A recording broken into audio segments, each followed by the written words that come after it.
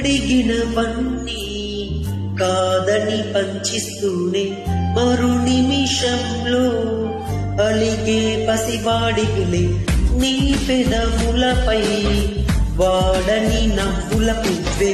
నువ్వు పెంచావా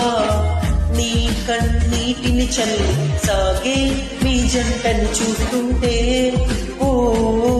నా బాధెంతటి అందంగా ఉందే ఓ ఈ క్షణమే